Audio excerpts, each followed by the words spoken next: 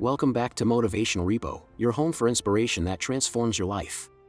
Today, we're going to talk about something incredibly profound, something that might just change the way you live from this moment forward.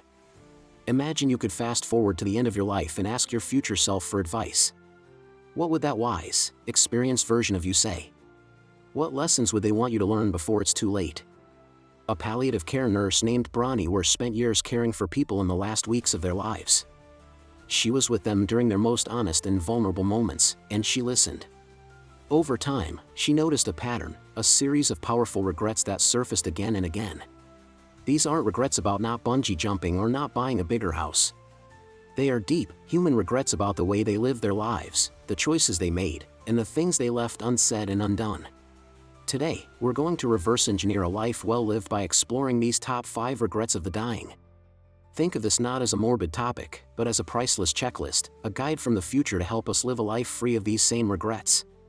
The number 1 regret, the one that came up more than any other, was this: I wish I'd had the courage to live a life true to myself, not the life others expected of me.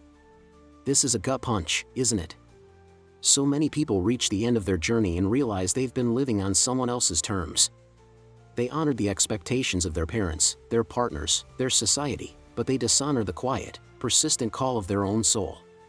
They had dreams they never pursued, passions they suppressed, and a version of themselves they kept locked away because they were afraid of judgment or failure.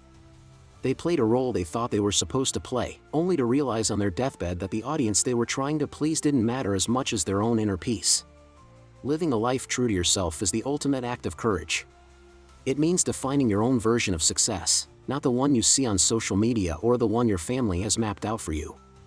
It means making choices, big and small, that align with your core values, even when it's the harder path. Are you pursuing a career because you love it, or because it looks good on paper? Are you in a relationship that nourishes your soul, or one that just checks a box? Take a moment, right now, to ask yourself, whose life am I actually living? The second most common regret was, I wish I hadn't worked so hard. This was a regret expressed by almost every male patient she cared for, but it's a lesson for all of us in our modern, hustle-obsessed culture.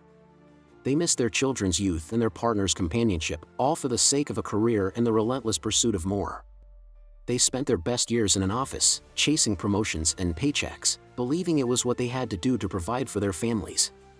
But at the end of their lives, none of them wished for one more day at the office.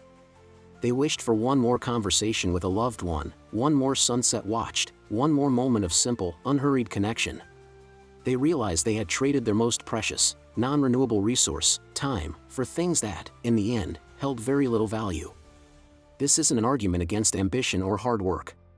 It's a warning against imbalance.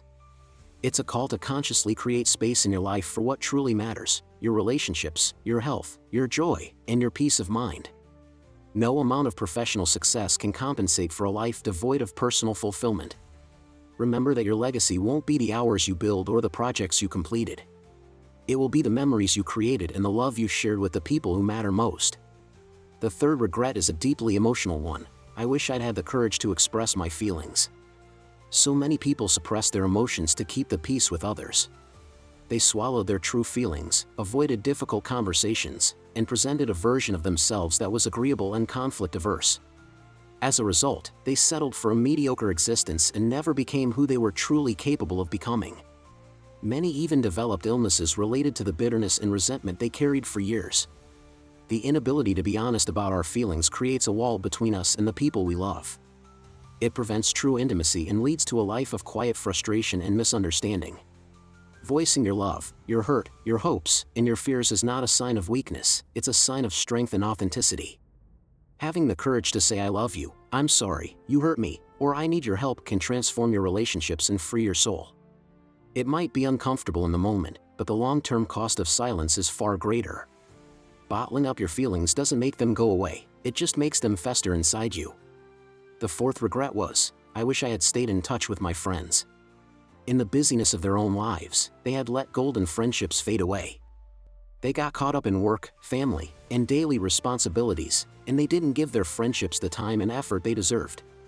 By the time they were in their final weeks, they were filled with deep regret for not nurturing those vital connections. They missed their friends terribly. Often, it's not until the end that we fully appreciate the value of old friends. They are the keepers of our history, the people who knew us before we built up all our adult armor. They connect us to the person we used to be and remind us of the simple joy of shared laughter and unconditional support. Modern life makes it easy to lose touch. A text message is not the same as a long conversation. A like on a social media post is not a substitute for a real, in-person connection. Make the call. Send the message to set up a coffee date. Prioritize the people who make you feel seen and understood. Your friends are the family you choose. Don't wait until it's too late to let them know how much they mean to you. Nurturing these bonds is an investment in your own happiness and well-being. Finally, the fifth regret: I wish I had let myself be happier. This one is surprisingly profound. Many people did not realize until the end that happiness was a choice. They were stuck in old patterns and habits. The so-called comfort of familiarity had them pretending to others, and to themselves, that they were content. Fear of change had them living a life that was safe but ultimately unfulfilling. They believed happiness was something that would happen to them one day, when they got the promotion, when they bought the house, when they retired. They put it off, waiting for the perfect circumstances, not realizing that happiness is a practice, a mindset, and a daily decision. Letting yourself be happier means giving yourself permission to be silly, to sing out loud, to dance in the kitchen, and to enjoy the simple pleasures of life without feeling guilty. It means letting go of the need for others' approval and embracing what genuinely brings you joy. It means choosing to see the good, even when things are difficult. You deserve to be happy, not in some distant future, but right here, right now. It is your birthright. Don't let the fear of what others might think rob you of the joy that is available to you in this very moment. So there you have it, the 5 most common regrets of the dying. Live a life true to yourself. Don't work too hard at the expense of your life. Express your feelings. Stay in touch with your friends. And let yourself be happier. This wisdom is a gift. It's a roadmap passed down to us from those who have already completed the journey. The question is, what will we do with it? Will we hear it, nod, and go back to our old ways? Or will we let it sink in and begin making conscious changes today? You have the power to write a different story for yourself, one that ends not with regret, but with peace and fulfillment. Start today. Start now. Thank you for joining me on Motivational Repo. If this message resonated with you, please subscribe and share it with someone who needs to hear it. Let's build lives we won't regret.